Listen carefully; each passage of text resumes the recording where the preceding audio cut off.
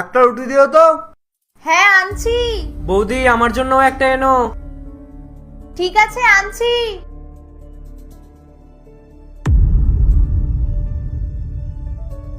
এমা, মাত্র তো দুটো রুটি আছে, এবার আমি কি করব? আজকে মনে হয় খাটাখাটনিটা বেশি হয়ে গেছে, তাই জন্যই খিদে পাচ্ছে। ওই জন্য হয়তো একটু বেশি চাইছে, না হলে তো রোজ রোজ আমাকেই বলতে হয় খেয়ে নাও খেয়ে নাও। যাক, কি আর করা যাবে, আমি না হয় জল খেয়ে ঘুমিয়ে পড়বো, এটা ওদেরকে দিয়ে আসি।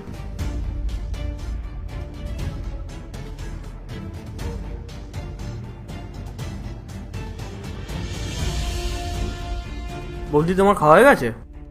হ্যাঁ ভাই, আমার খাবার খাওয়া হয়ে গেছে। কিন্তু বৌদি আমি তো তখন থেকে এখানেই আছি, তুমি কখন খাবার খেলে? যখন তুমি একটু বেরিয়েছিলে না, তখন আমি খেয়ে নিয়েছি। 1 মিনিট, ভাই যখন বেরিয়েছিল আমি তো সঙ্গে সঙ্গে চলে এসেছিলাম। কই, তখন তো তুমি খাবার খাওনি?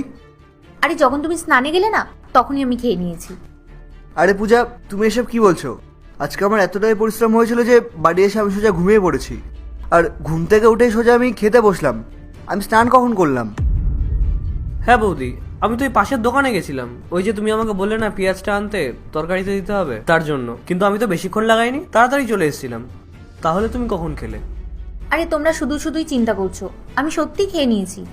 তোমরা হয়তো সেই সময় কোনো কাজ করছিলে, তাই জন্য দেখতে পাওনি। কি হলো তোর? আরে কথা বলতে বলতে কখন আমার পেট ভরে গেছে। দেখো বৌদি, ঢেকুরে উঠে গেছে। তুমি এক কাজ করো, তুমি এই রুটিটা নিয়ে যাও।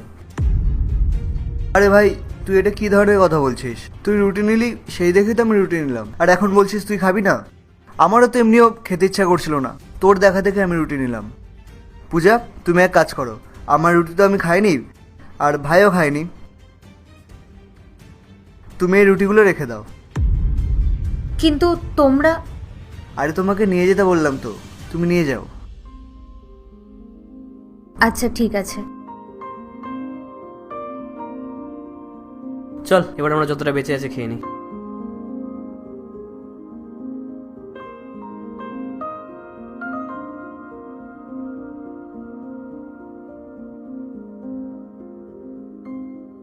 ওরা ভাবছে আমি হয়তো কিছুই বুঝতে পারিনি।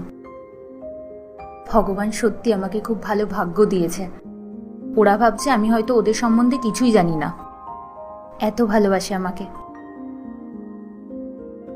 গরিব তো কি হয়েছে, মনের দিক থেকে ওরা সত্যি খুব ভালো। পার্ট 2 দেখতে সাবস্ক্রাইব করো ভেলকু 78M।